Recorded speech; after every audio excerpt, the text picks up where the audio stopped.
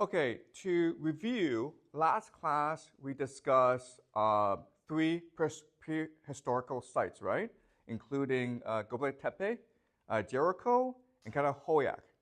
And the argument I made to you last class, which is the general scholarly consensus, is that what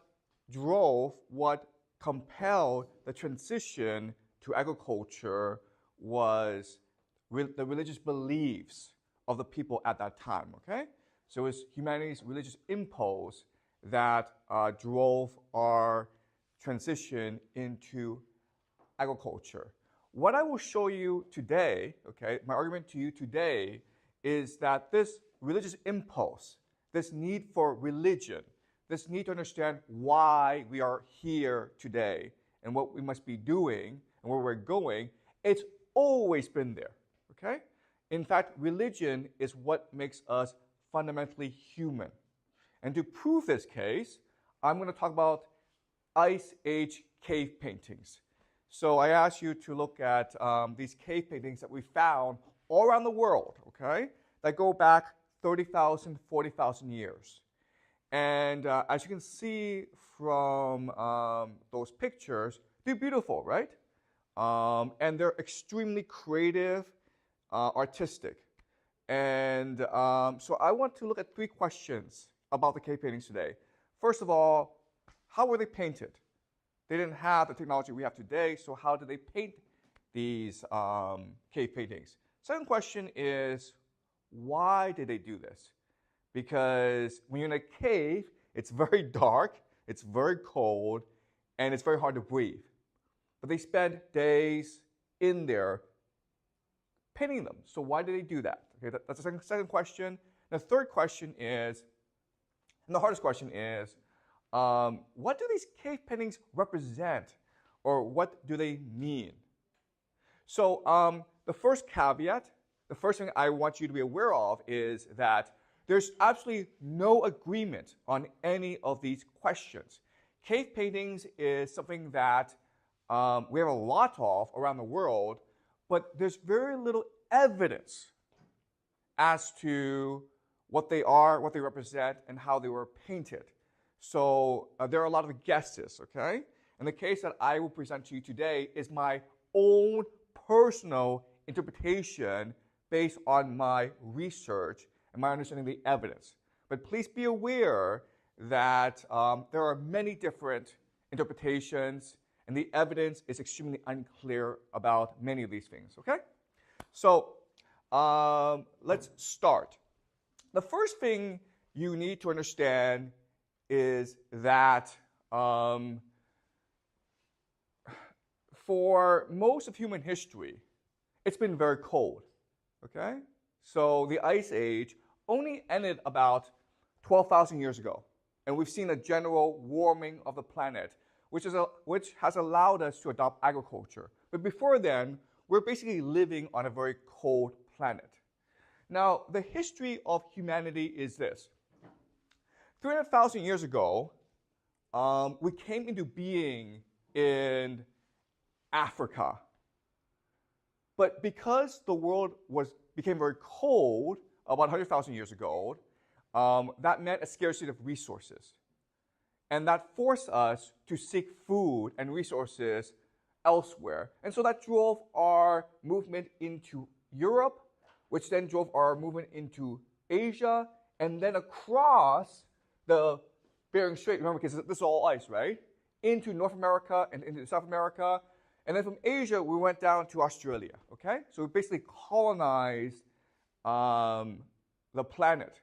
But there weren't that many of us. There was only about 1 million of us all around the world 20,000 years ago. And the other thing to remember is that in this process, there were actually other human beings in other places. So the Neanderthals were here, the Nesovans were here. And we interbred with them until we became the dominant human species, okay? Okay, so does that make sense? All right, so that's the background. Now, let's look at some cave paintings. Because this is in the Chauvet Cave And this started about 30,000 years ago. So these cave paintings were a continuous process where different people at different times went to the caves and painted different pictures. They might have added more things to the pictures as well, okay? But as you can see, this is clearly representing animals, right? Bisons, rhinoceros. The other thing that's interesting about these paintings is that there's really no focus, okay? You see lions, you see horses, you see rhinos, okay? It's almost like nature is one interconnected picture, okay?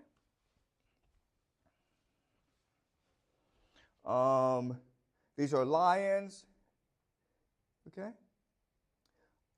This is Lacoste Cave about 20,000 years ago, and a very famous artist, Pablo Picasso, actually was invited into one of these caves, and he said that, wow, we learned nothing in 10,000 years, meaning that they were just as good back then as they are today. Artistically speaking, humans have not improved at all, okay?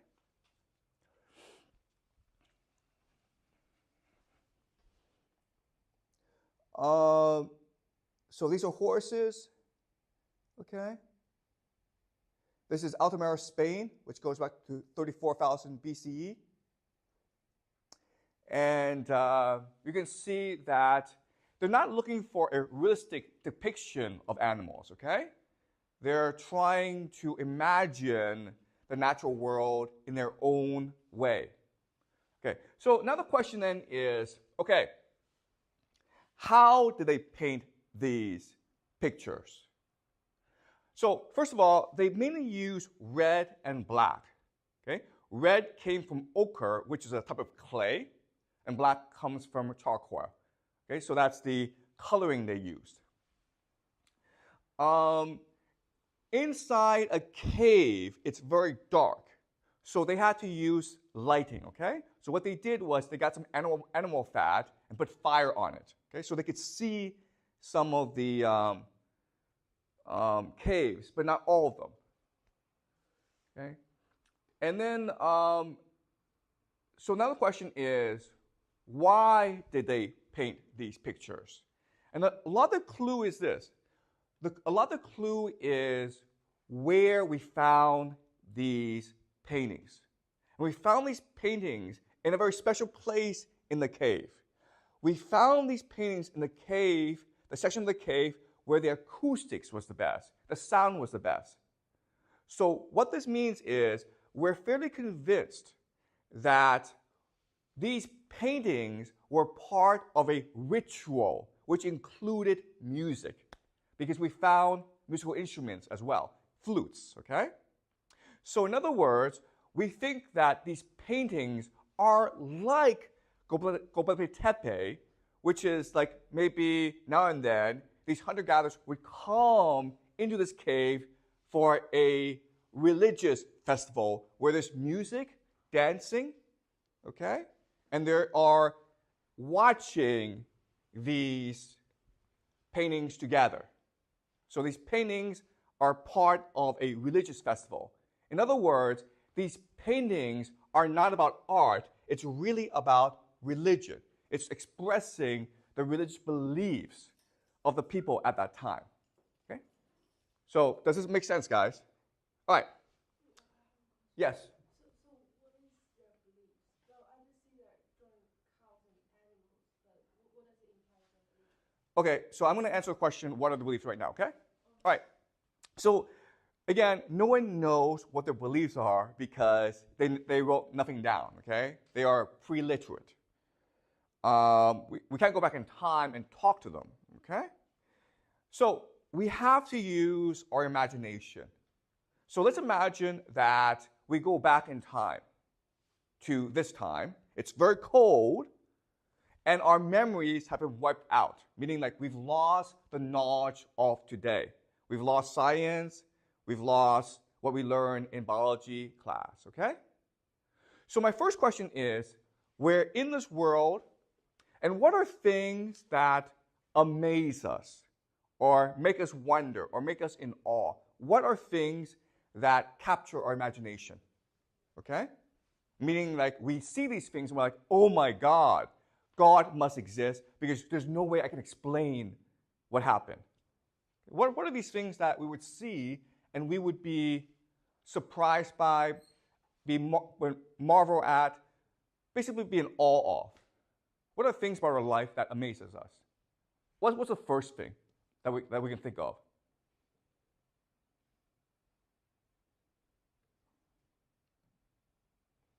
What's the first thing? You're in this world, right? Use your imagination. What's one thing that's like, oh, okay, there must be a God, or there must be some supernatural powers that govern our world? What's the first thing that comes to mind? How about childbirth? Childbirth, right? Does that make sense to you guys? Because I'm a father, I have 3 kids. And I can tell you, when I first saw my child being born, I was amazed. Because you have this life come out of nothing, right? Okay, and if you never study biology, you can't explain what happened. So that's the first thing that amazes us about being human, childbirth, right? What's the second thing that would amaze you if you were back here? Yeah? Child growing up, okay, so child growing up. Yes. What else? How about, yeah? Okay, how about the stars, right? It's late at night, and remember, there's no pollution. So you see out into the darkness, and it's all stars glowing, right? That's pretty amazing. So what do you think these stars are?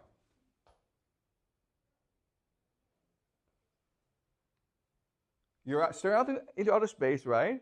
And you see these stars glowing brightly in the sky. What are they? What's your own explanation, really? Excuse me?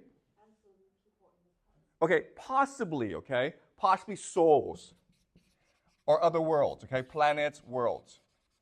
In other words, the first thing that you recognize is that our world is just one of many worlds out there. Does that make sense? All right? What else amazes you about the world? Excuse me? Okay, recovery from disease. Okay, so healing. Right? How do you explain healing then? What thoughts save you? Oh, the God save you. Okay. All right, yeah, okay. So there are some supernatural powers. But another way to explain healing, okay, is that you have a body and you have a soul, right? And the soul could be one of the stars. So what's causing disease in this world is the soul and the body are in conflict. And so healing is about bringing the soul and the body aligned together, okay? And we think this because look at Chinese medicine, right? It's the same idea, right? Where the soul and the body are in conflict, right? And you want to align the two in order to heal. Okay? So other things that will surprise you is nature, right? The animals, the trees, the vastness of nature. Okay? Now, these are things that surprise us, and they force us to ask the question, why? So now let's try to construct a theory of how to connect all these things, okay? All right. So we know that the stars, there's other powers out there, right? There has to be gods or the soul of really great people or other planets or other worlds, okay? How does childbirth happen then? How does childbirth happen?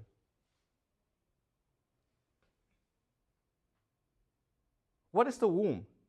It comes from the womb, right? What is the womb then?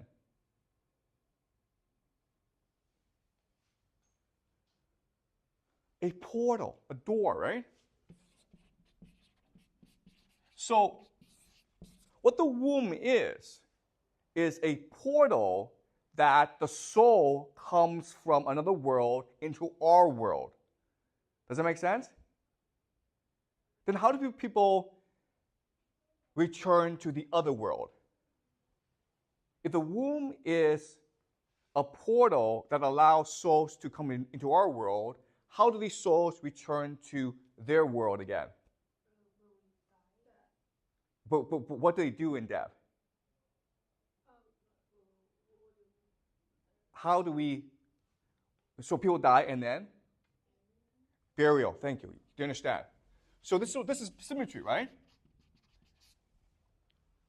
The soul comes into our world from the mother's womb, from darkness, and then for us to return the soul back into the original world, we bury this person in darkness, and that carries that person back to the original world.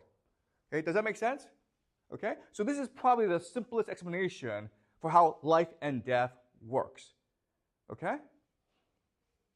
All right, so there are these portals, okay? And what in nature most resembles a womb? What in nature most resembles a womb? A mother's womb. Like a cave, right? Do you understand? A cave. So we can think that, okay, we humans come from a mother's womb, which is a cave, right? A tunnel. But animals also come from a womb, which is a cave, okay? So the cave is a portal into another world. So why are we in the cave celebrating animals? Why are we doing that?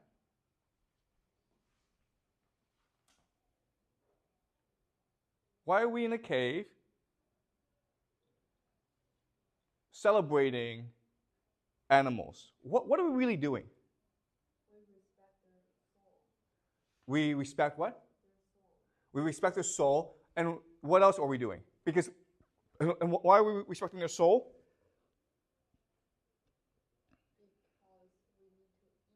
Yeah, we kill them, right? So we kill them, and now what are we trying to do? Let them forgive us, but what else are we really trying to do? Once we eat them, what must we do now? Excuse me? Yes, bring them back, right? Do you understand? So when we kill them, we think they go back into the spirit world, right? So now we have to summon them back from the spirit world into our world. Okay? Does that make sense? So, in other words, what this belief is really saying is that we are all interconnected. And for every action that we make, we have to do something else to compensate for action, okay? So if we kill an animal to eat the meat, then we need to ask forgiveness and then bring this animal back into the spirit world to maintain balance and harmony in nature. Does that make sense, guys? Okay? So, why is it in this world there's balance and harmony? Why do we think there's balance and harmony? Because what gives life to everything? What's the force that gives life to everything? The mother goddess, right? Mother Nature. Okay? And so if we think that there's one force, the mother goddess, that gives life to everything, that means that for us, trees, animals, us, are all equal. We're all the children of Mother Nature. We all have souls, okay? And so what gives us permission to kill other animals?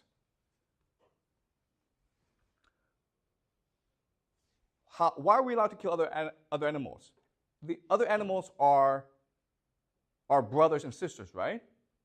So what gives us permission to kill the other animals? Why are we allowed to do so? Okay, because Mother Nature, Mother Goddess has a plan, okay? Each thing on this planet has a function. The function is to maintain balance and harmony. If we do not kill the other animals, we will die, okay? But also, if we don't kill the other animals, there'll be too many of them. You understand? So, in other words, the world is a cycle. It's a circle. And each person, each animal has a part to play in this. And as long as we play our part, then the world will be harmonious and balanced and perfect, okay? Does that make sense? Okay? Does that make sense, guys? Okay. So, we have actually a word for this religion. And this word is animism, okay? Animism. And what animism is, it's probably the first religion, okay? And it's a belief that each living thing, whether it's a tree, a mosquito, a person, or anything that's living, has a soul. Okay? And we're all interconnected because we all have souls. And so we must maintain balance and harmony. And so many of the primitive religions, okay, if you go to talk to native people in North America and South America and Australia, they all have this belief. But also there are many religions such as Buddhism, which also has this belief. Okay, and we believe that this is the first religion. Okay, so let's go over some evidence that this is in fact what they believed. Okay, so a recent discovery that we made is that trees talk to each other. Do you guys know this? So what happens is that trees, there are maybe thousands of trees in a forest, and their roots are connected through mushrooms, through fungi. And this allows them to share information. So for example, what we know is that if one tree in one part of the forest lacks nutrients like water, okay, the other trees will send nutrients to that tree. Does that make sense? Okay, so it's almost like the forest is one big brain or one big living organism, and they're all trying to communicate with each other. Another thing that we've discovered is that if there are pests or insects that attack one tree, okay, this tree will automatically communicate to the other trees, and these trees will start to prepare for the pest or the attack, okay? And the third thing, which is the most interesting, is that trees will recognize their own children. So if the children, these children trees, need nutrients, the mother trees will send the nutrients to the children right away. Okay, does that make sense? So this is something that we've recently discovered, but if you think about it, if you're living back then, you can sense you can sense almost how trees communicate because you're always in touch with nature. Okay? Does that make sense? All right. This is a cave painting. And you can see that these animals, okay, gazelles, they're going somewhere. And there are two beings here, okay? We believe that these two beings represent the mother goddess because as we discussed in last class, the mother goddess comes in the form of a bird, right? The bird flies around the sky is the mother goddess. Okay, so it's almost like the mother goddess is channeling or herding the animals from the spirit world back into her own world. What you also notice is that these birds are almost like humans, okay? And so what we think is that the shamans dress up like birds in order to channel the energy of the mother goddess to control the animals, okay? Okay, and there's actually a lot of evidence for this. So this is clearly an animal, but this is also a person who's an animal, who's a human being, right? Because of the figure. So these are human being shamans who dress up like animals in order to better communicate with animals, but also to better communicate with the spirit world, okay? Okay, and this is actually a more clearer picture of shamans trying to access the spirit world. Okay, are we clear so far? So from this religion, we can guess that the people back then were extremely compassionate. They believed that everything has a soul and every life is precious. Okay? And one evidence for this is this. This is a skeleton. What's interesting about the skeleton is that it's a dwarf, okay? So there are some humans back then who are born with diseases or handicaps or physical deformities. This person is a dwarf. Now, this is interesting because dwarfs aren't able to contribute that much to your community, right? So as a hunter-gatherer, you need to hunt together to access meat, to get meat, to feed everyone. If you're a dwarf, you're not really doing that much. So in theory, because it's such a harsh life, being a hunter-gatherer, you would think that they would discard the dwarf, kill the dwarf, or maybe leave the dwarf behind, okay? But from DNA analysis, what we know is this. This skeleton, okay, this person had the same amount of food, the same quality of food as everyone else. Meaning that even though this person was not contributing to the community, everyone worked hard to make sure this person was treated well and was fed as well as everyone else. And at the end of this person's life, he was granted an elaborate burial, okay? And we know this from the archaeological research, yeah? Yeah, okay. Okay, does that make sense, guys? All right, so let me ask you this question. Let's make the assumption that he was, in fact, contributing to the community. How could he contribute to the community? How? They clearly thought he was special, but what made him special? If you're a dwarf, you can't hunt, but what can you do? Jimmy?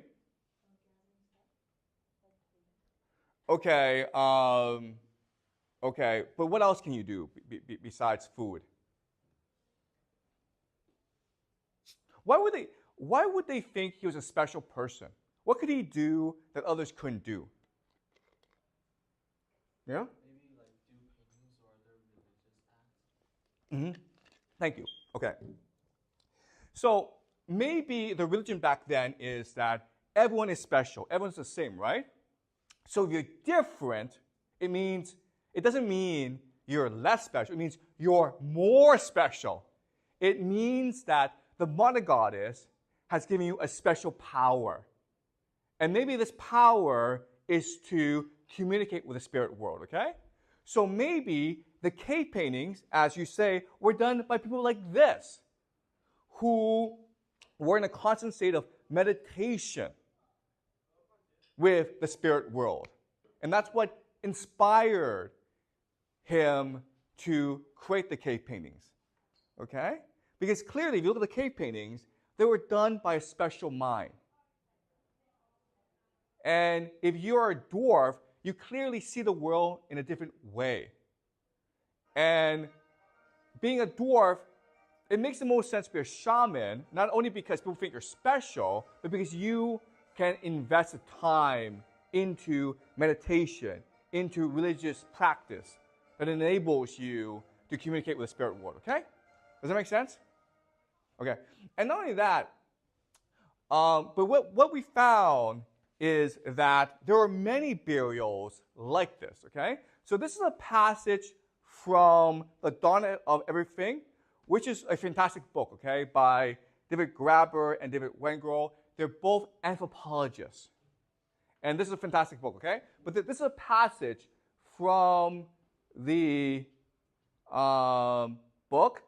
So Roman II is the dwarf. He goes back 10,000 years, okay? And it was a pretty elaborate burial. And as this paragraph says, we know he ate exactly the same food as everyone else, okay? He was not discriminated against in any way. And the last passage here is, neither is Roma II an isolated case, okay? We have many examples of this. When archaeologists undertake balanced appraisals of hunter-gatherer burials from the Paleolithic, okay, meaning the Ice Age, they find high frequencies of health-related disabilities, okay? So the people who are buried tend to be the ones who are disabled. They have some form of disease, which makes us think that maybe they're shamans, okay? They were picked to be shamans because hunter-gatherers thought you're different, therefore you must be special. Therefore, the mother goddess favors you, okay? And high levels of care until the time of death. Sometimes their funerals were remarkably lavish, which meant that they were prioritized by the community. They were highly valued by the people around them, okay? The best explanation is, well, they were shamans. They were people who could access the spirit world and communicate with it, okay? Does that make sense, guys? All right. Any questions before I move on? All right. Now, another amazing thing that we found about Ice Age cave paintings is that they have symbols, okay? So we saw pictures, but a Canadian anthropologist named Genevieve von Petzinger, she went all around the world and she documented symbols in these Ice Age cave paintings, and she found recurring symbols. For example, the hand, okay? The hand is everywhere. The spiral, the quadrangle, the circle, okay? The asterisk. Let me ask you this question. Why would paintings have symbols? Why would drawings have symbols? Why can't you just draw the thing? Why do you need to have symbols?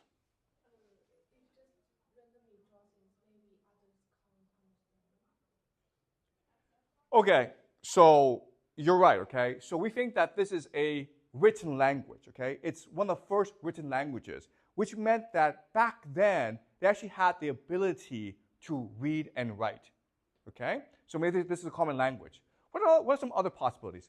Why would you want to use symbols in a painting?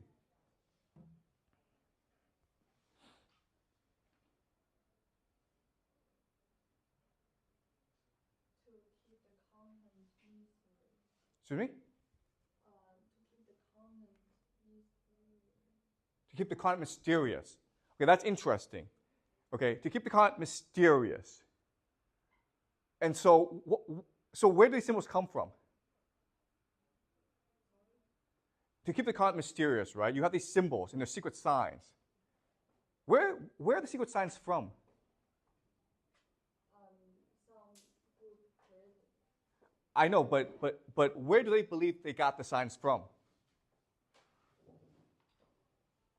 Okay, do you understand? Okay, so another theory, okay, again, we don't know, okay, no one knows. But like, let's look at different theories. Another theory is that this is the language of the gods, right? As you say, to keep the content mysterious, to give it divine or holy or sacred meaning. Okay, does that make sense?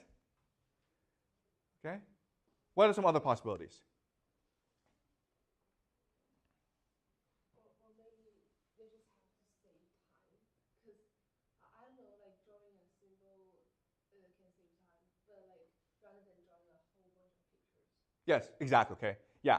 So this can also be a shorthand, okay? We call this shorthand. But also, like, there's some things you can't draw.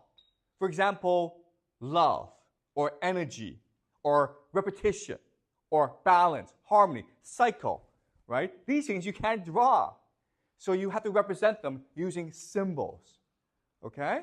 So there are many different possibilities, which means this, okay? Let's just summarize what the possibilities are. What are the symbols in art, okay? The first is that maybe you're trying to visualize an idea, okay? You can't draw energy or life force or cycle repetition, so you just have to use a symbol to represent it, okay? Which means what? Which means that each picture is a mythology. It's a story, okay? Do you understand? The pictures aren't trying to show you a picture, they're trying to tell you a story about the world. And that's why symbols are important. Because in a story, there are ideas that you cannot visually express. Okay, does that make sense? Okay? That's the first thing. Second thing is that you're trying to visualize the language of the spirit world. Okay? So this goes back to making the concept mysterious. Okay, why do we think this? The answer is this. Okay, we think that when they drew, the way to access the spirit world is to use drugs, okay, what we'll call psychedelics.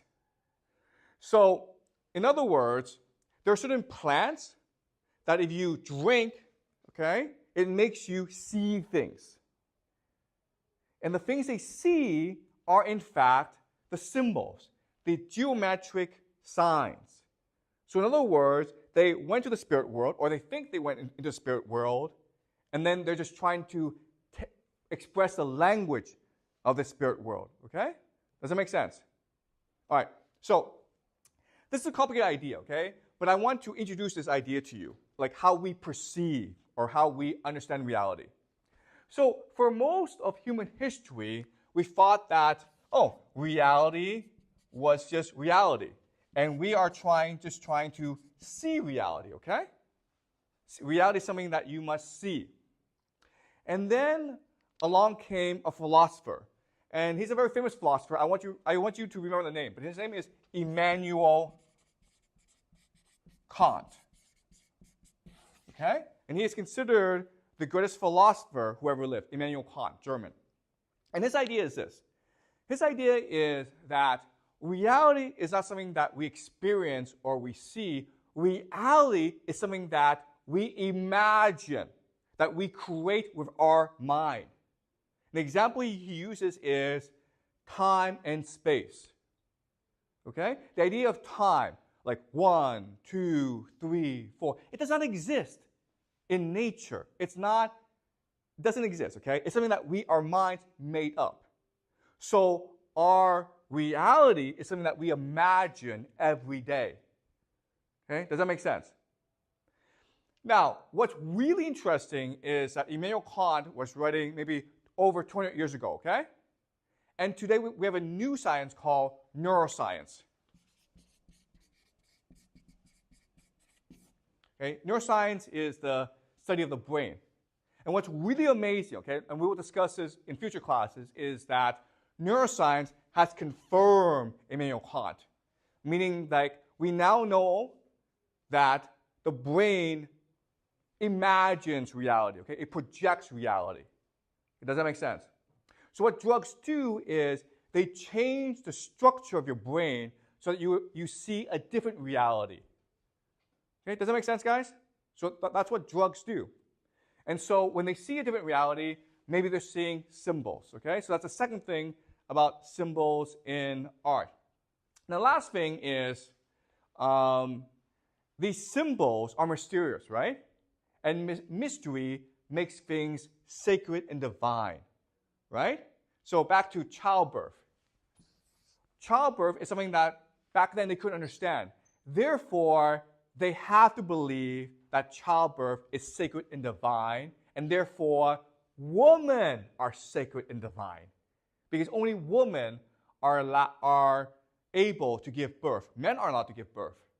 Okay? So back then, we believed that for most of human history, either we were egalitarian, meaning like men and women were equal, or women had more power than men. only in recent history do men have more power, okay? And how this happened, I'll explain to you next week, okay? But just remember, like back then, there was no separation of sexes. If anything, women were considered superior to men. Remember, like the god is a mother goddess, a female. And therefore, women are more special than men, and they know this because women give birth, not men, okay? And childbirth is mysterious. Does that make sense? Okay, so we understand symbols in art as doing these three things. Now we have a more comprehensive or complete understanding of why they did art, okay? The first reason is what they're trying to do is they're trying to visualize their mythology, okay? They're trying to take this idea, their understanding of how the world works, their religion, and they're trying to visualize it, okay? So art is basically religion. There's no difference. Second thing is that they're trying to show to themselves how reality works, okay? They're trying to show that the underlying reality is a soul or God, okay? Does that make sense? Now, the last thing, which is the most important, is they're trying to create a common memory and imagination, a language, a mythology that they all share together, okay? And this is what we call society. Does that make sense? So in other words, okay, the argument I'm trying to make to you today is, one, religion has always been there since the dawn of humanity. Okay, that's the first. Second thing is that religion allows us to communicate with each other, to be together in society. So the third thing is religion is what allows us to be fundamentally human. Without religion, we could not be human. We could not think. We could not communicate. We could not imagine. Does it make sense, guys? Okay, any questions about this? Okay, now let's look at a quote. Okay, what is religion? Okay, and this is from Emile Durkheim. Okay, and I want you to remember the name Emile Durkheim. Okay, he's just as famous as Immanuel Kant. Emile Durkheim is considered the founder of sociology. Okay, so when you go to university and you study sociology, guess what? You'll mainly be studying Emile Durkheim, okay? So this is what he says about religion. Religion is above all, okay, first and foremost, religion is this: a system of ideas by which men imagine society of which they are members, okay? It's to create society and the obscure yet intimate relations they have with it, okay? Religion is a way for them to understand the world. All right? Does that make sense, guys? All right. So let's look at what he says again in more detail. Okay, so the great service that religions have rendered to thought is to have constructed a first representation of the relations of kinship between things might be. Okay?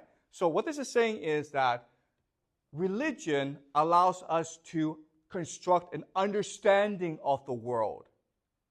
Okay? So basically the first religion was this, right? And this is just a theory of the world. And this is important because from this theory, we are able to construct more theories. All right. Given the conditions in which it was tried, that enterprise could obviously lead only to makeshift results, okay? Meaning that, okay, well, listen, religion, it's all about guessing. It's all about hypothesizing, okay? So, a lot of these ideas aren't going to work out. That doesn't matter. But then, are the results of any such enterprise ever definitive, and must it not be taken up again and again, okay? So our desire to know, our curiosity, forces us to constantly we imagine our religion. Furthermore, it was less important to succeed than to dare. The fact that we try is what's important. What was essential was not to let the mind be dominated by what appears to the senses, okay? But instead to teach the mind to dominate it and to join together what the senses put asunder. So, as human beings, we're not trying to see the world, we're trying to imagine the world. Okay? That's what makes us human. Okay? Going back to Immanuel Kant, our ability to imagine reality is what makes us fundamentally human. As soon as man became aware that internal connections exist between things, science and philosophy became possible. So from religion, we developed philosophy and science. In fact, you can say that science today is our religion. Okay? There's really no difference. It's just an understanding of the world based on our imagination and some evidence. Religion made a way for them. It is because religion is a social thing that it could play this role. To make men take control of sense impressions and replace them with a new way of imagining the real, a new kind of thought had to be created. Collective thought, okay? So religion is our collective consciousness. It's what allows society to come into being. If collective thought alone had the power to achieve this, here is the reason. Creating a whole world of ideals through which the world of sense realities seem transfigured would require a hyper-excitation of intellectual forces that is only possible in and through society, okay? It's only because we are together are we inspired to come up with religion. So religion is fundamental to being human. Without religion, there could be no society. Without society, there could also be no religion. Okay? Do you understand? So the implication of all this is that as a human, first of all, you are not alone. If you're alone, you're not human. You're a human because you live in society. You're with other people. And because you're with other people, you must have a collective consciousness or an idea you share together, and we call this thing religion. Okay? Does that make sense? Is this clear to you guys? All right. Any questions? Anything you and I clear about? Do you see how all this connects together? Okay? The cave paintings is what started it. Cave paintings is the expression of a religion. Then when the Ice Age ended, we had the chance to settle down, we created communities to celebrate our religion. And that's what gave rise to agriculture. Okay? And the religion that we use is probably something like this. Okay? The world is interconnected. There's a mother goddess that gives light to everything. Okay? Any questions? Anything you're unclear about?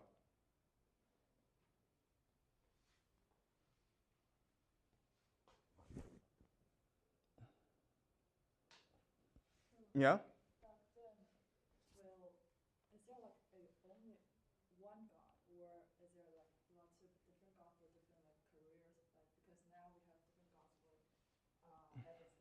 Okay, so that's a great question, okay? So the question is monotheism, okay? So the three major religions of today, Christianity, Islam, and Judaism, okay? They're all monotheistic, meaning they believe in one God. So this is actually a very recent innovation, okay? So back then, they wouldn't have a concept of power hierarchy. Do you understand? They wouldn't think that the mother goddess is the greatest god of all. They could only think like the stars, right? There's no hierarchy in the stars. They're all over the place.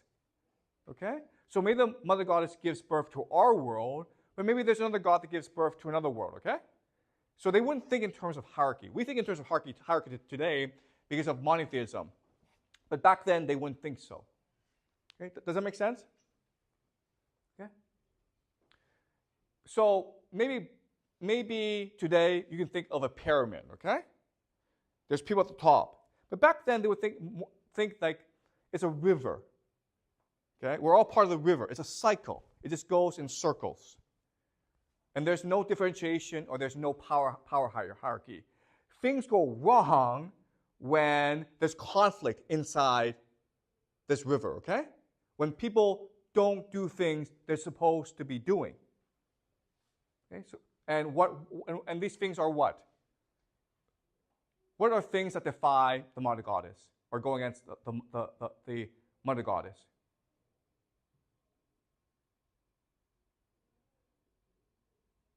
How about incest, right? How about killing animals without making the proper sacrifices? Right? So you just kill the animals, but you don't go in the cave to pray for them for their return. Okay? So in other words, in this world, religion is basically ritual.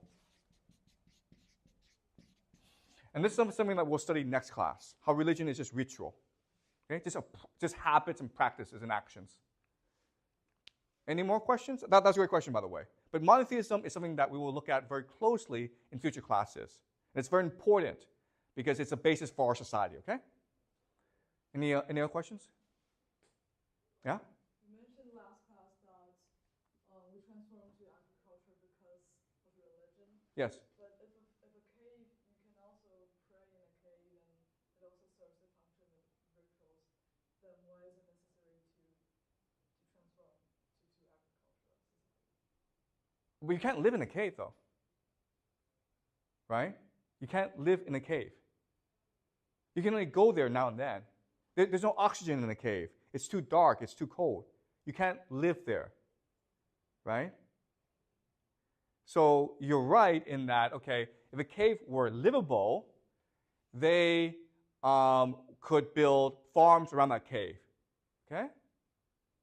So, okay, that's actually a great question, okay? Besides caves, what are some other portals in the world? What are some other portals into the world that have like spiritual energy besides caves? In nature. If you were back then, you would think that this place is special because it both connects our world and spirit world. And these places would be mountaintops, right? Mountaintops.